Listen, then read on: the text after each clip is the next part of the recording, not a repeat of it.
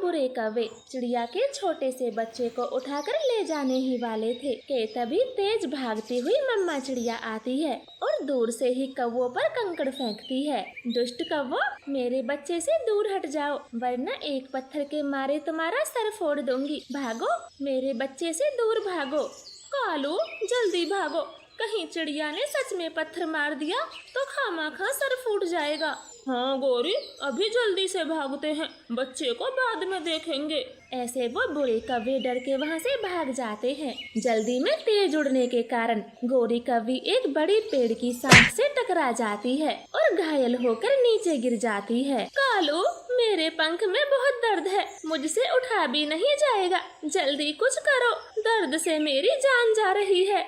शिकार भी नहीं पकड़ा गया और तुमको चोट भी लग गई, जरा रुको, मैं तुम्हारे लिए कुछ करता हूँ। ऐसे कालू कौवा गौरी को वहीं छोड़कर हकीम को बुलाने चला जाता है, मगर दूर दूर तक वहाँ कोई वैद्य नहीं था, जिस कारण कालू कौवे को देर हो जाती है। गौरी को अपनी तरफ एक कबूतर आता दिखाई देता है। कबूतर, मुझे बचा लो, मैं मर जाऊंगी, मेरी मदद करो। गौरी को घायल देखकर कबूतर उसके पास आ जाता है। ये क्या कौवी जी, तुम्हारे पंख से तो खून निकल रहा है, इतनी गहरी चोट तुम्हें कैसे लगी?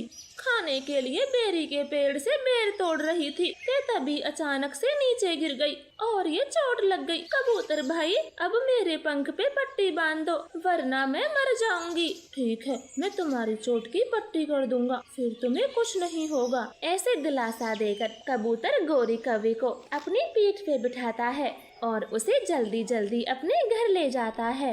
लूसी जी, अंदर से दवाइयों का डब्बा लाओ, इनके पंख से बहुत खून निकल रहा है। जी पति जी, मैं अभी लाती हूँ। फिर कबूतर की पत्नी दवाइयों का डब्बा ले आती है और गौरी के पंख की दवाई करती है, उसे पट्टी बांधती है। लो बहन, अब आपका पंख बहुत जल्द ठीक हो जाएगा और देखो खून निकलना भी बंद हो गया। मम्मा, मुझे भूख लगी है, कुछ खाने को दो। हाँ कबूतर जी, आप तो भोजन लेने के लिए गए थे, फिर भोजन का क्या हुआ? लूसी जी, मैं जा ही रहा था, तभी मैंने इनको घायल देखा और घर ले आया। कोई बात नहीं कबूतर जी, ये काम तो आपने बहुत अच्छा किया जो घायल पक्षी की मदद की। कौवी जी, चले, मैं अब उसी तरफ जा रहा हूँ, आपको छोड़ दूंगा, फिर तुम अपने घर चले जाना। प्लीज, आप दोनों ने मेरी इतनी मदद की, थोड़ी सी मदद और कर दोगे तो आपकी बड़ी मेहरबानी होगी। मेरा पंख अभी दुख रहा है, ठीक से उड़ा भी नहीं जाएगा। आज रात मुझे यहीं रहने दे, मैं सुबह जल्दी ही निकल जाऊंगी। लूसी कबूतर की तरफ देखती है और इशारे से उसे अपने पास बुलाती है। देखें कबूतर जी, मुझे ये कौवी कुछ ठीक नहीं लग रही, आप इसे हमारे घर से ले जाएं। लेकिन लूसी जी, वो घायल है, उड़ नहीं सकती, इसीलिए तो मैं उसे घर लेकर आया था। बस आज की ही तो बात है, वो सुबह चली जाएगी। पति जी, आप तो मुझसे बहुत कहते थे कौवे जात पर विश्वास नहीं करना चाहिए, ये सिर्फ अपने बारे में सोचते हैं। हाँ कहा था, लेकिन सब कौवे एक जैसे नहीं होते, ऊपर से ये घायल भी है, तुम बेकार ही चिंता कर रही हो, बस आज रात रुक जाने दो, कुछ नहीं होगा। इस तरह से कबूतर अपनी पत्नी को समझा देता है और दाना लेने निकल जाता है। गौरी, मेरी पत्नी कहाँ गई? खुद से तो वो कहीं नहीं जा सकती, फिर मेरी पत्नी को कौन ले गया? कौवा ऐसे चिंता कर रहा था। थोड़ी ही देर में कबूतर दाना लेकर घर आ जाता है। लूसी गरम गरम खिचड़ी बनाती है और गौरी को कटोरा भर के देती है। बहन, खिचड़ी तो बहुत स्वाद बनी है। हाँ कौवी जी, आप और ले लें, मेरी पत्नी खाना बहुत अच्छा बनाती है। ऐसे वो सब खाना पीना करके सो जाते हैं। एक घोंसले में कबूतर का परिवार सो रहा था और दूसरे घोंसले में गौरी कौवी जो सोने का नाटक कर रही थी। आधी रात होते ही वो खड़ी हो जाती है और चारों तरफ देखती है। सो गए, अब ये तीनों गहरी नींद में सो गए, मैं जल्दी से अपना काम कर देती हूँ। ऐसे बुरी कौवी छोटे बच्चे को चोंच में दबा लेती है और उसे उठाकर खिड़की के रास्ते भाग जाती है।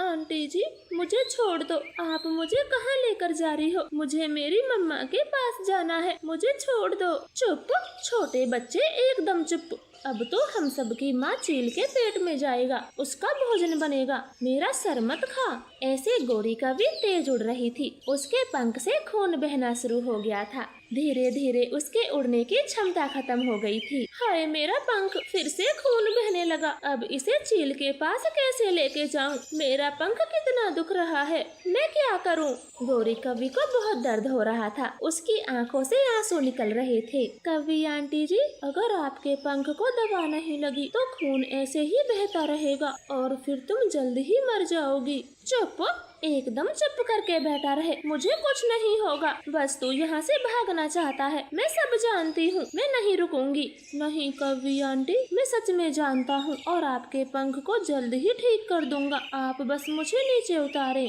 गौरी को बहुत दर्द था, खून लगातार बह जा रहा था। वो कबूतर के बच्चे को नीचे उतारती है। वो छोटा बच्चा जल्दी से कुछ पत्ते तोड़ता है और गौरी के जख्म पर मसल देता है। वो ऐसा कई बार करता और कुछ ही देर में खून निकलना बंद हो गया था और जल्दी से गौरी के पंख पे पट्टी बांध देता है। तभी गौरी को ढूंढते हुए कालू कौवा वहाँ पहुँच जाता है। गौरी, तुम ठीक हो? और ये कबूतर का बच्चा, तुमने घायल होते हुए भी शिकार ढूंढ लिया। कालू, अच्छा हुआ जो तुम यहाँ आ गए, वरना मेरे पंख से तो उड़ा भी नहीं जा रहा था। हाँ, अब मैं आ गया और पहले इस बच्चे को चील को देकर आता हूँ, फिर बाद में तुम्हें घर ले जाऊंगा। कबूतर जी, मैंने बोला था वो कभी ठीक नहीं है, दुष्ट हमारे बच्चे को लेकर भाग गई। अब कहीं से मेरे बच्चे को ढूंढ कर लाओ। ये सब मेरी गलती है, ना उस मक्कार कवि की मदद करता और ना ही घर में लाता। अब खड़े क्या हो, जल्दी से मेरे बच्चे को ढूंढ कर लाओ। कबूतर घर से बाहर निकला ही था, तभी कालू कौवा बच्चे को लेकर वहाँ आता है। पीछे पीछे गौरी कवि भी आ रही थी। कबूतर लूसी, आप दोनों बहुत अच्छे पक्षी हो और आपका बेटा भी बड़ा दयालु पक्षी बनेगा। मुझे माफ करें, मैं बहुत शर्मिंदा हूँ। हाँ भाई, हम पति पत्नी छोटे बच्चे को उठाकर चील को देते थे, वो इसके बदले हमें ढेर सारा भोजन देती, लेकिन आज हम दोनों की आंखें खुल गईं। अब से हम कोई गलत काम नहीं करेंगे, अपना बच्चा खुशी खुशी ले लो। लूसी कबूतर अपने बच्चे को सीने से लगा लेते हैं और कौवों को जाने देते हैं। फिर उस दिन के बाद वो कौवे पति पत्नी छोटे बच्चों का शिकार नहीं करते, वो नेक दिल पक्षी बनकर रहते हैं। आपका धन्यवाद।